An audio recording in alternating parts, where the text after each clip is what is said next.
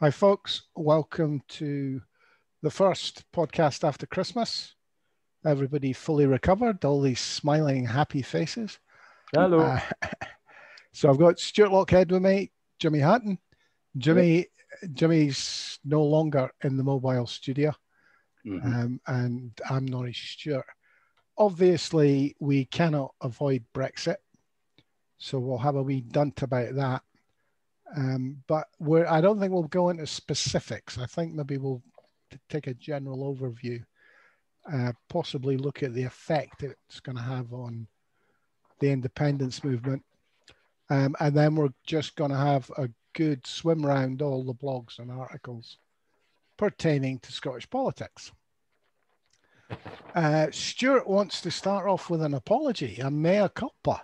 Yes, I quoted some very wrong statistics. Tony Blair, I think it was 2 days before Christmas, came out and said, without going into drilling down into the technicalities of the vaccine, it would be better off giving twice as many people one shot at the moment of the vaccine instead of both shots, because I make sure it doesn't, because I think it's got in danger. Some of the vaccines in danger of going off because it's so tricky to keep. And I gave some figures which suggested that one shot was only give you 10 or 12% protection, but apparently it's 50% protection. And so I'm sorry about that, guys. So do you think he's right? I'm not forming an opinion on what he said about taking one shot or two shot. I'm not up to speed on that, but I didn't I did very definitely give the wrong stats.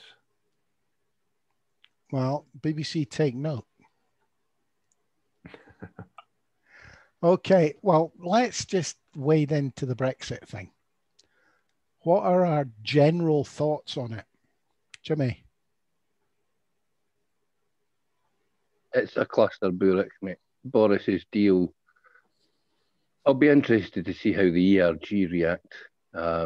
He's not given the ERG a great deal of what they wanted, but I think they'll probably give him a pass on that if they can ensure that they put a candidate at the head of the Conservative Party next time that is more minded to their thinking. He shafted Scotland, he shafted the fishermen, he shafted the farmers, all these people that voted for him and told us that we were talking nonsense when we told them that he would drop them right in it, are now munching away on humble pie rather than chipolatas and turkey for their lunch. And I don't know, mate. I think end of the day, it's a mess, and I think it strengthens the case for independence for Scotland, because yet again, it shows us that the deal's been done primarily to ensure the safety of Conservative government in England for another few years. That's been the prime objective more than anything else. Before we came on air, Stuart brought up the services point and how surprised he was there was nothing in there to protect the City of London. Stuart? Well, today, this is the moment that Boris was on TV on Christmas Eve gloating, and we didn't get to see any of the grounds for the decision, what the detail of the decision, the deal, nothing. It immediately meant I went straight away to foreign newspapers and foreign news stations, because you're not going to get it in this country anymore. They did. Plus, first of all, the people that would need to explain what was in the deal, 1,245 pages or something, was that right? They were almost certainly on their holidays already and gone away for their Christmas, because all the senior journalists definitely don't work Christmas. Faisal Islam poured through it. And Preston would seem to be around as well. However, the view from abroad, Bloomberg are saying, basically, Britain got screwed. There is no way we were ever going to leave the club and keep all the privileges of being in the club. It never, not unless you're a gangster. Imagine it's a gym in your town and you leave the club and expect to walk back in again. throwing away your membership, but you expect to get in there and use the bar and the swimming pool and all the rest of it. The only person that gets away with that is a gangster. Well, I think what interested me, one of the things, small thing in the scheme of any trade deal, is the Erasmus, which is the ability for UK students to be funded to go and study in Europe. Yeah, but is that not a dead cat? Well, no. For me, it points at the political reasoning behind this. Essentially, not agreeing to Erasmus to continue it. What you're saying is, right, first off, poor students get funded to do this, fully funded. Is it really their board? Or is it really poor students, or is it middle-class students? Well, the point is, the new scheme that they're talking about introducing, the worldwide Boris scheme, only includes paying for tuition, etc. It doesn't include your keep. So it looks to me like what they're doing there is they're drawing a line in the sand and saying, we don't want anything to do with Europe. We don't want our young people going to Europe and mixing with Europeans. It's worse than that. It's only outgoing students. It's not foreign students coming here, and think how much our university sector depends on foreign students coming here. So it looks like they're laying down a marker that says, not only do we not want to be close to Europe, it looks like the marker is we don't want anything to do with Europe. That's what it says to me. It's the world. That's fine. That's fine. That's where England have sat for the last 6 centuries. They didn't want anything to do with their neighbours. They want to dominate their neighbours. They want to use up the resources of their neighbours, but they didn't want to actually mix with them. That's where English exceptionalism has always sat. They consider themselves better than everybody around them.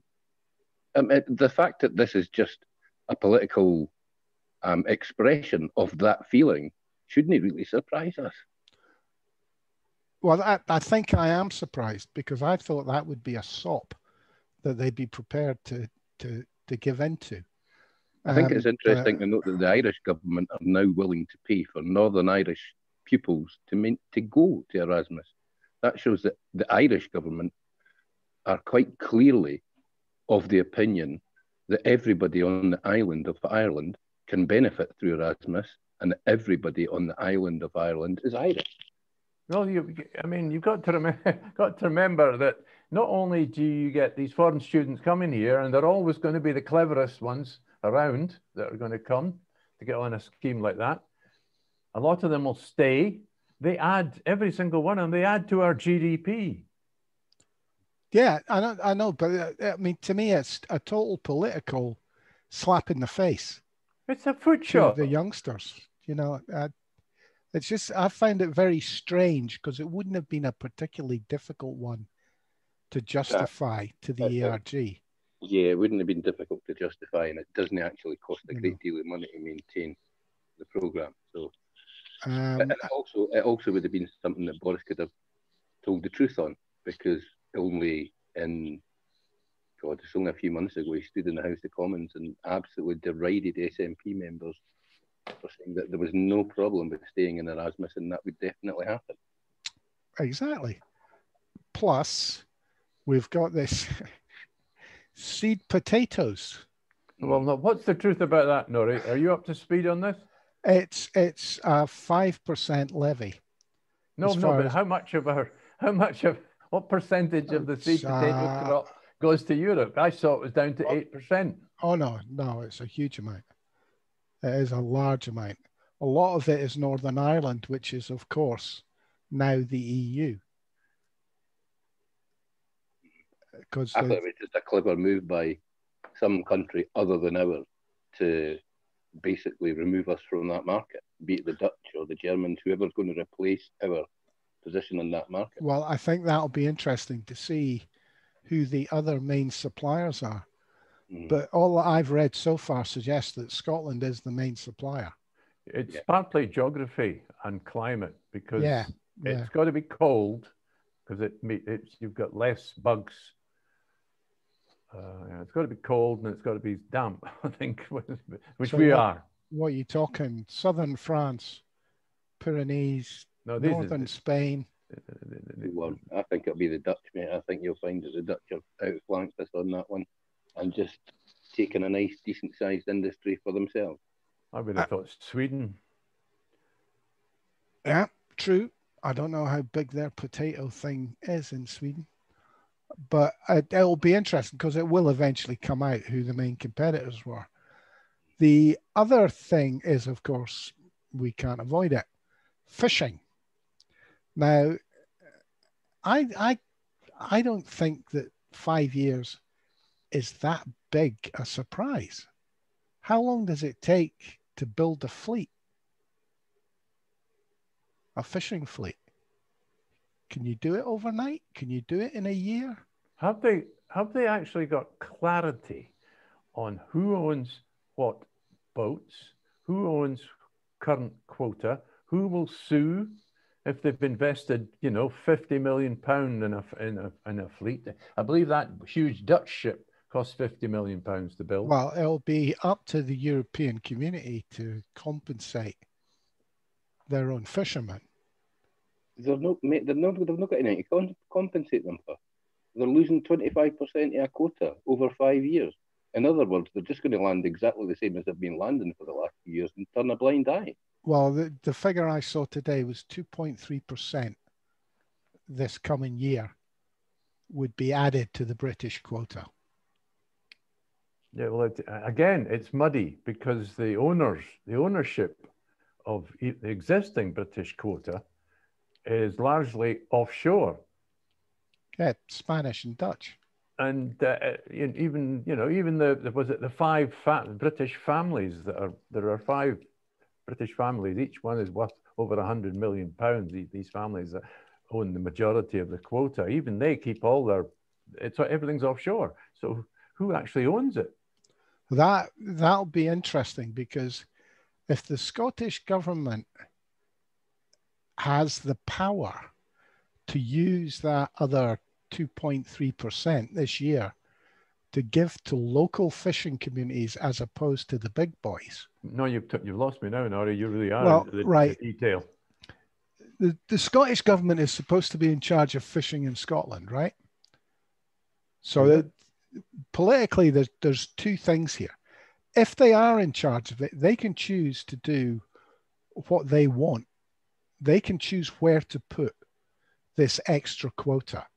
If they choose to give it to the wee boys, the guys that have got 1 boat, not the families who've got half a dozen boats or big boats, that's going to cause a ripple, because it's the big families that are the Tory supporters. The big boats are going to are simply going to base themselves in Northern Ireland, which will be inside the EU. I don't think it's just the big boats. I think it's some of the smaller boats as well.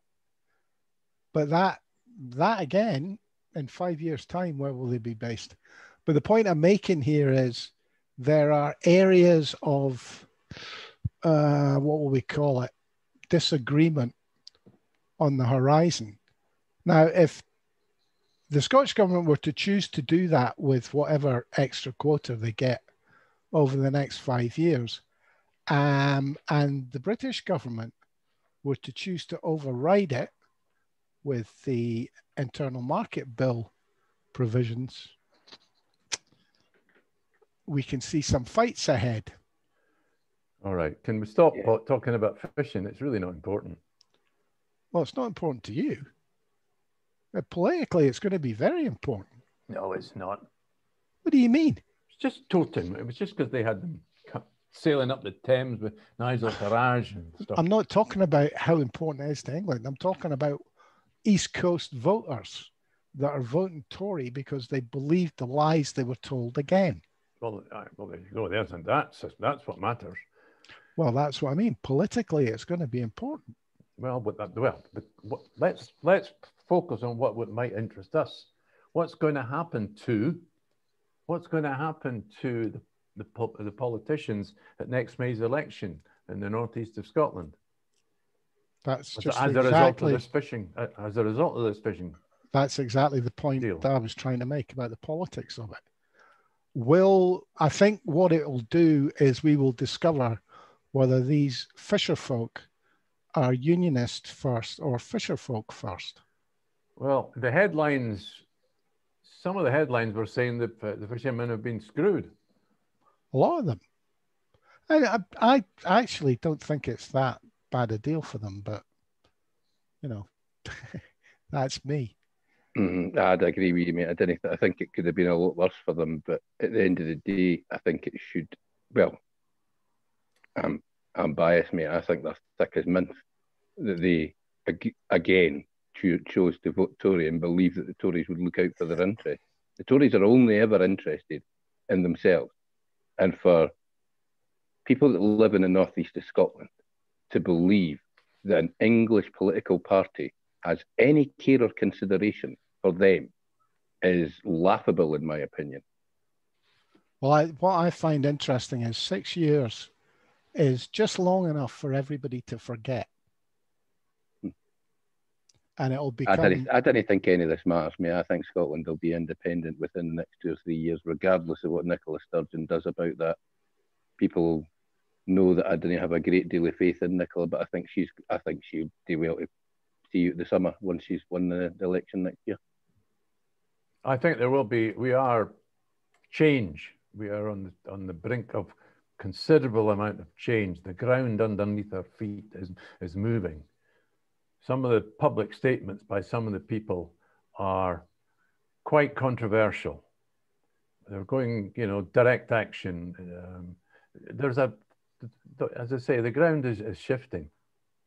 And I think you're both absolutely 100% wrong. I don't think the ground's shifting at all. I think the SNP are going to set their stall out to disappoint the people of Scotland next year. That's what I'm expecting. That's what I mean. But I mean, it's look at I think one of the most interesting pieces I saw over the weekend was the put down by Peter Grant, SNP MP for somewhere in Fife, Glenrothes, and he put down an invitation by AUOB to come along and talk to the next meeting.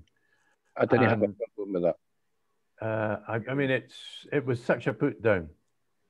This was the one where he said it was for the party to decide policy. Well, I didn't have a problem with him knocking back an invitation for EUOB, mate. Who wants to sit in the room with Neil Mackay? Boys are fanny. That's where the problem lies at the moment. Scotland or Alba or whatever they want to call themselves, they have no credibility whilst Neil Mackay is front and centre and issuing invitations. So as far as I'm concerned, if I was a sitting MSP, I wouldn't give them the time of day either. So tell me why you got so much against Neil Mackay. I'm not saying he's a brilliant guy at all. I know sweet FA about him. Partly is we infighting extravaganza between him and Mani Singh that reflected badly on all of us.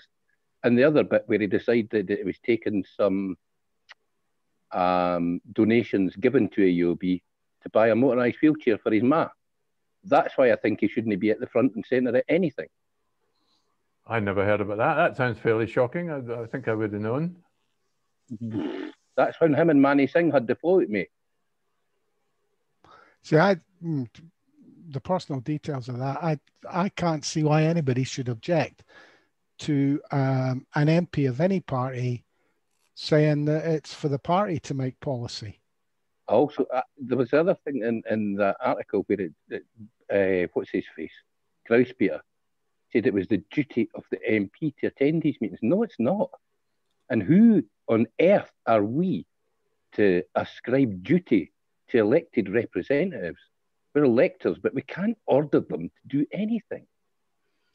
Not in this setup, we can't. What you're both forgetting is that for 2 years until this pandemic came along, nothing was happening from the SNP. It took the AUOB and marches all over the country to keep the movement with some kind of forward momentum. Right. We've not achieved anything, so how do you think there was forward momentum? The marches were brilliant. They were great days out, but other than that, they didn't achieve anything. I don't see why somebody that organises marches thinks they should make policy. I think they've gone a bit beyond that. They've pulled in a lot of other people, don't forget, that have nothing to do with AUOB. Well, I'm waiting to see. I'm not making a decision on the quality of Neil Mackay. I mean, there's plenty of people I could have worries about. I worry about some of the top people of the SNP, let alone these minor figures. Yeah, well, I mean, to me, political parties make policy, produce a manifesto, and you get to vote on it. That's how it works. Oh, come on, Norrie, you're just saying that to annoy me. No, when have I ever said differently, Stuart? I mean, we can sit and discuss policy all we want. We have no role to play. We might as well just shut up shop now and just switch off. We can discuss policy all we want. We can make arguments for policy. But at the end of the day, political parties are the ones that stand for election. Well, what do you want to do? Join another political party then? No. Well, you guys, sorry. You just want to leave everything to the SNP and look at the record in the last 2-3 years. It's been awful. Stuart, you guys are both members of the SNP. If you think it's that bloody awful, change it. Suggest policy. We are waiting for change, but we believe we've seen some change with the NEC at the conference. Let's see what happens in January, because you look at the timing of everything that's happened since the conference and the change at the top. I would expect to see something more realistic. I'll tell you what will happen in January, mate. Nicola Sturgeon will use her inserting of herself into the drugs debate to kick stuff into the long grass again, because she doesn't want a meaningful commitment to an independence referendum in the manifesto. Oh, I agree with you. I don't think she does. It's her mismanagement of drugs policy for years that has brought us to the point where she's now. I mean, how is it? Sorry, Jimmy, you've got me lost. We're talking about. Well, let me talk. Let me talk, and I'll tell you why. What's drugs got to do with it? Fuck's sake, shut up and let me talk. She's just placed herself saying that by the end of January, she personally will deal with the drugs problem in Scotland. That's going to give her the excuse to say, I'm dealing with that and I'm dealing with the pandemic. I can't deal with independence right now. But it's her policy. She was health minister that set up the policy that has delivered us the worst drug deaths in the history of this country. How do we get to the point that she purports to go in there and clear it up, and nobody's even questioning? I mean, goodness knows what the opposition have got, what plans they've got to reveal whatever the Morels have been up to. What the? I don't think there's anything to reveal, mate. In the opposition, when they have it, if there was anything to reveal, it would have come out by now, I think. Other than the fact that they were both complicit in. I didn't even think it was a conspiracy to get Salmond. I think they just wanted to ensure that Alex Salmond didn't come back and wasn't any threat to Nicola's wee power base up here. The Morels basically are telling us lies. One of them's a liar, and we have to decide which one. Either Nicola's told lies to Parliament, or her husband's told lies to the Parliamentary Committee. They both can't be telling the truth. But at the end of the day, that's not a big enough scandal to get rid of her. What will get rid of her is the fact that she, at the end of all this, doesn't have the gumption to push for independence. And there are too many people in the party that will insist that independence is front and centre of everything we do for the next year or two. I'm really glad I'm no leader of a party you two are members of. Do you know that? I can't. Every time you guys do this thing where you attack a politician who is being a politician, she's not a saint, she's a politician. She's also the most popular politician in the UK by a long way. She's the best party leader out of any of them. Doesn't stretch to her being effective and good. She's done a wonderful job of the pandemic, but what is the main? What's the main aim of the SNP? At no point, Jimmy, have I said that she's good at what she does, apart from good at being popular. right? And She's a politician. The ball juggling that's got to be done as a politician is what it is. I actually think that there has been a conspiracy, but I think it's a level below her. I think it's a bunch of wannabe apparatchiks who have set this ball rolling, and they will be responsible. If she goes, the cost to the SNP in votes will quite possibly stick independence on the back burner for 10 or 20 years. Why? If she goes after an election, it doesn't matter. Because there's nobody there. There is nobody in the SNP that gets anywhere near her. Oh, it's Angus Robertson that's sitting there waiting.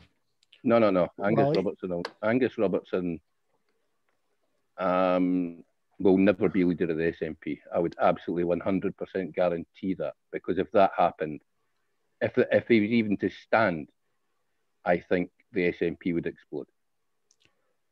And we all know I'll tell you what straight away. We can't say why. The three of us know exactly why. And I'll tell you right now, Alex Salmond would go on live TV and he wouldn't give a damn what any judges had to say. He would tell everyone the reason. The other side of that sort of approach is what if somebody is going to go on live TV and prove without doubt that the Morels are being at it? I don't think there's proof out there, mate. I still think if there was proof out there, it'd have come out by now. If anybody has that proof. Well, the timing, they're holding it back because it's a bit like, think how choreographed the Brexit announcement was on Christmas Eve. How perfectly choreographed it was on timing. When's the perfect timing to throw a bomb under the SNP? A month before the election. Stuart, they've had 2014. They've had 2015. They've had how many British elections? And they've not thrown any bombs under them because they didn't have the bomb. You're actually convinced that the Morels are guilty of something, Stuart? Yes. I've read an awful lot about it. I've read it, and I came across some of my notes that I took right at the start. The smell is overwhelming now.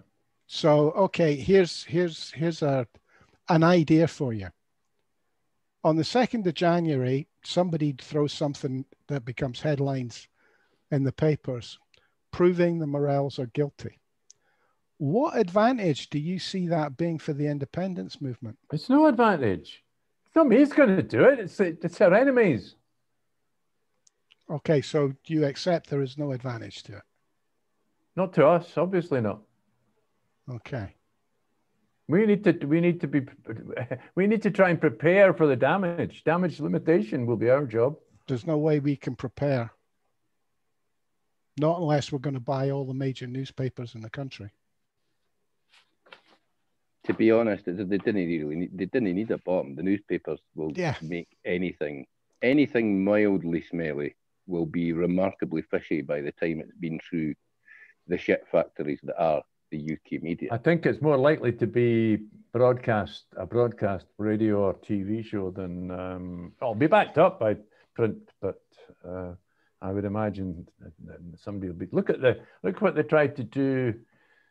Look, the Kirsty Work show, that was meant to be just to revealing how bad Alex Salmond was, and they had to redo it, but they'd invested a lot of money in that show. I'm sure there are shows ready to go. And everybody's forgotten about it because it was a pile of mince, and people, although they got steamed up a bit at the time, accept that it was a pile of mince. The best thing the Yes movement has managed to do is undermine the credibility of our mainstream media. That is the most effective tool that's come out of the last 7 years. A very thin line when you look at where the polls are now, 58% tops. How much of that is soft? How much of that will not still believe what they read in the right-wing papers, in spite of that they want independence. How long's a piece of string? The only poll that matters is next May, and they have to win that, and they have to win it big. After that, you do what you want. As I say, I think Nicola will remove herself rather than being removed. But I think the direction of travel is that her time is almost up. She's had 20 years in the Scottish Parliament. I think she's slightly removed, far more removed from the people of Scotland than how she projects herself. And frankly, as I say, I don't think she has the courage to go where the Yes movement has to go, and the Yes movement has to take the SNP with it. So I think she'll jump before she's pushed. Well, my problem with that is I don't see anybody more capable than her. That's my problem. But Norrie, she's spent her entire life campaigning for independence, and she's just had the leadership of the party for 4 years and done absolutely nothing to advance the cause for independence. Are people really going to give her another 4 or 5 years as leader of the party? Well, it's been a fairly extraordinary 4 years, Jimmy. It has, but she's done nothing, mate. No work's been done. No groundwork's been done. We don't have a massive war chest that we should have because she's tanned it on bloody legal fees for Alan Smith and her husband. Jimmy, she's tanned it on 3 general elections. She's tanned it on 150 grand worth of legal fees for Alan Smith and about the same for her husband. Okay, but she's also tanned it on 3 general elections. Well, I would argue at that point, mate, that people within the SNP and out with the SNP have also given a lot of money to the SNP for those 3 election campaigns. You know, that the ring fence stuff was meant to be ring fenced. It's interesting that the ring fence, the phrase ring fencing has taken it on a brand new meaning according to the SNP. Our new NEC should be able to get to the bottom of that, hopefully. Aye. Hopefully. I don't know, guys. I just feel it's the wrong time to not be prepared to accept politicians is going to politician. That applies across the board. I've always felt that the SNP were a bit too goody two-shoes for their own good. And this is what happens when they make mistakes. Well, they didn't used to be. They used to be, they were ahead of the game using data and the internet back in maybe 2011, 2010, they reckoned. Yeah, but they were always very pure. They always made themselves out to be more pure than the Labour Party and the Tories. Just not getting caught. That's just a Scottish thing of being holier than thou, mate. I mean, yeah, I know. But it's interesting when you read headlines, when you see the gotcha headlines, that they never make comparison. I mean, look at what the Tory party has been up to during this pandemic. And then tell me you've really got a problem with the SNP. But we expect that of the Tory. We expect the SNP to be better than any Tory. Let's be honest. Well, Labour Party ripping itself apart over anti-Semitism. You know what I mean? I'm sorry. The SNP have a bit to fall yet till they're on an equal footing with them. Yeah, but as I say, mate, is the Yes movement to just accept that because Nicola is cautious, then independence goes on the back burner for another parliamentary term? Because that's what she appears to be offering. No, they can. The Yes movement can do exactly what the Yes movement wants to do, whatever that is. Can they? Because Nicola told them to stand down last year, even though she's not in a position to do so. They can do what they want. They don't have to listen to Nicola. They're the Yes movement. They're not the SNP. They can do what they want to do. That's it. That's, and when they start their infighting, which will happen, I predict, fairly soon, when Big Boss wants to sit on the throne, but Wee Boss thinks he'd be better at it, that'll happen. Mm-hmm. So you need the SNP to do, I was going to say the real work. Is that what I mean? I mean, you're probably right about that topic, Norrie. When I think about just before Christmas, there was a big Saturday night entertainment, wasn't there? But it was all online and it was £10 a ticket or something. And there was all the mainstay. There were entertainers and speakers as well as Fannies for Indy. What was it called? I don't know, but I was just calling it Fannies for Indy, mate. All the lovies and all the bloody actors and what have you. They were all involved. Now they appeared to think they were already hurting. There was no mention at all of AUOB. You know, they were obviously sort of, wait a minute, there's going to be a rift here between these two organisations. I'd forgotten this organisation existed. Well, it was a spin-off from the Scottish Independence Convention, wasn't it? The bigger the pie gets, the yes pie, the more people are going to want a piece of it. So we're back to the careerists. Well, yeah, but it applies across the board. It applies to the Yes movement, the Tory party, the SNP. It applies to everybody. So we need a hard-nosed political party that can lead as a political party. And I don't think cutting off the head of that particular SNP snake is a good idea. Yeah, well, we won't get to choose, Norrie. It's not that we don't get to make that decision. Our enemies do make that decision. No, you get a vote, mate. You get a vote on who leads the SNP. You don't get a vote on who's going to be first minister. But I mean, if it comes to the bit, it'll be an expose or. And here's another wee one for you. Who do you think, if Nicola Sturgeon resigned tomorrow, who do you think would step into those shoes? Joanna Cherry. I would look for Joanna Cherry. There's no. She's at Westminster. She's at Westminster. It needs to be somebody at. You don't have to Holyrood. be at Holyrood to lead the Scottish National Party. You don't, but you do. No, you don't. You can have a deputy. Alec did it Barry, that way. put her on the list. There, I agree with you. The lists haven't been written yet as to who's on top of the list. Put her on the list at that point.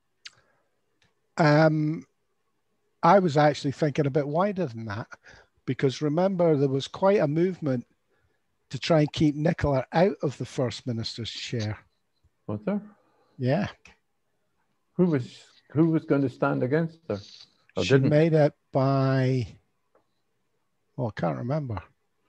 There was quite a lot of talk of the Labour Party and the Tories getting together and picking a candidate. Oh, this is as First Minister. Sorry, Yeah. not the leader of the party. Don't forget, she had a coronation. Unlike Westminster, no, she needs to be voted in. Holyrood has to vote for her. Oh, I know. Yeah, I'm sorry. The difference between being First Minister and leader of the party, yes, they're two different things. I thought we were talking about the leader of the party up to now. I'm just saying, would anybody actually be prepared to take it on during this pandemic, Brexit, etc., etc.? It's hardly a chalice full of sweet wine. They're politicians, mate. If somebody offered them the top job, they would stomp upon their granny's grasping hand to get to that top job. You know something? In other countries all around the world, there are quite a lot of governments. I'll just pick one, for example, the Australian government. Other governments, their popularity has rocketed by the way they've had to dealing with this pandemic. We're so used to the government in Westminster being useless at managing this pandemic that we think it's the same all over the world. It's not. Oh, do remember, mate, regardless of the fact of whether or not the Westminster government has handled this in a useless manner, the Tories are still ahead of Labour in the polls and Westminster voting intentions. Yeah, they do. Who was it? Tories would see that as a success. Not by much. No, but they're still ahead, mate. In the middle of a pandemic, they should be 15 points behind. I mean, not that it matters, because Keir Starmer has now absolutely once and for all confirmed that he is a pink Tory. Oh, yeah. I mean, who was it? Whose quote was it that Keir Starmer is Boris Johnson's minister without portfolio? It's not a bad description. Aye, of course. Whatever deal you bring back, we will back it in the interest of the country. Hard place to be, because a lot of that red wall, now Tory vote, was Brexit. And he'll never get them back, regardless of what happens. The Labour Party will never get them back if they don't support the deal. The latest figures are that the working classes are now majority Tory all over England. Yeah, but there's always been a huge part of the working class was majority was Tory. That's always been the case. Again, it's the English way, the working classes. Jesus. You know. All that England has done to keep Scotland under their control is import the class system from England to Scotland. If we sent every Scotsman for elocution lessons at Fetis before they travelled south, we'd be in control of England. Why? Because they all think a posh accent makes you smarter. Right. Look at Michael Gove. How on earth has he risen to the where he is now? Because he's sleek it. His cut glass accent and his wonderful political connections. Christ, he even married that boiler just to make sure that he always had Rupert Murdoch at his back. The Vine. But as I was going to say about the English class system, that's how they keep us. That's how they keep us under their thumb. Because Scotland didn't have a class system until the English imported it here after the Act of Union. What we had was a clan system where people looked out for the entirety of their own community. Now, you look at the working classes, how you just said that half of the working class is Tory. Half of the working class is Tory because, like America, they buy into the dream that if they work hard enough, they might actually become middle class rather than working class. They might get to doff their cap directly. Aye, rather than having to do it through their manager. Right. Coming towards the end. Anybody pick up anything kind of different? Jimmy, a funny? My God, that's depressing. There's not really been anything entertainingly funny for days, mate. The fact that, well, just on a point, Boris Johnson. I've seen a couple of cracking memes where Boris has basically now got his job done and he doesn't give a flying what anybody thinks. I would like to suggest to people that Boris is laughing his whole off at the entirety of the UK political establishment, and it very well might be right, the rumours that he's, now that this is done and dusted, Boris disappears into the sunset, because with a few million quid in the bank, why would he bother putting himself through all this crap again? Well, did you see the... Boris knows full well he is not up to the job of being Prime Minister. Did you see too difficult. The photographs of him with his feet up on the desk and his office in chaos with, pizza boxes and Coke cans and all that, beer cans, everything. And I throw things at the TV when I don't like politicians as it is, but bloody Boris Johnson on Christmas Eve, gloating. Oh, that was awful. That was like watching bad porn. But this real thing is not about the deal, the shape, shade, color of the deal. It's about the fact he got a deal. Have you not noticed that the first thing they all say is, nobody believed we could get a deal? Oh, I know. Well, I know. That's what makes me so angry. That's what. That's the victory for them. I know. He's won. It's a deal, even if it is a crap. That's what deal. I mean. He's won. He's already won when he's got people like Ian McWhirter writing pieces, blaming Nicola Sturgeon and Labour for not getting in line behind Theresa May's deal. And Theresa May's deal probably would have been better than this one. So it's the fault of the opposition for not backing a remarkably weak Tory Prime Minister and for bringing about the coronation of Boris. Ian McWhirter might as well just come out and say it. I think Boris has bent the country over. And Ian McWhirter is basically telling us that it's our own fault and we deserve it, so suck it up. Did McWhirter bother to explain that our political system is based on opposition objecting? No, that's what the government do. Far too sensible for or it doesn't work. Mm-hmm. No, he thinks that because of the vote for Brexit, that basically we should have just done whatever the vote leave people said, and we should have done it in a manner forelock tugging and all that, all round about it as well, and have learned their lesson. Ian McWhirter is also the kind of guy who, frankly, I'd call him a Vichy jock. I would say he's been an apologist. He's an apologist for a system that has kept Scotland in chains for hundreds of years, and he's made an awful lot of money while he's made these apologies. I'm not really sure, and maybe that's an indicator of a fair way of writing, but I've never been sure of where his loyalties lie. One question to finish with then. Will Boris be Prime Minister when the SNP have their landslide victory in May? Will it be Boris that gets asked for the Section 30? Doesn't matter. Section 30 is just a red herring. Will Boris still be in office is the question. I'm not sure, mate. I think it's 50-50. I think there's every chance that the rumours might be right and that Boris does walk away. I think he's going to be there for at least another year. I don't think he'll stand for a second term. I don't think he'll make it all the way to 2024. He's just the front man anyway. He doesn't really make the decisions, does he? No, but I'm sure that can be said about quite a few prime ministers. Yeah, a lot of leaders are like that. Okay, we'll call it a day at that. Happy Christmas, listeners, by the way, if I forgot. You mean bah? Bah humbug. No, I'll leave the sheep bothering to others. We'll be back tomorrow, same time, same place. We may have an additional talking heat with us tomorrow if he can make the tech work, but we'll have a dry run of that. So thank you, Jimmy Hutton, Stuart Lockhead. I'm Barry Stewart. And thanks for listening, folks.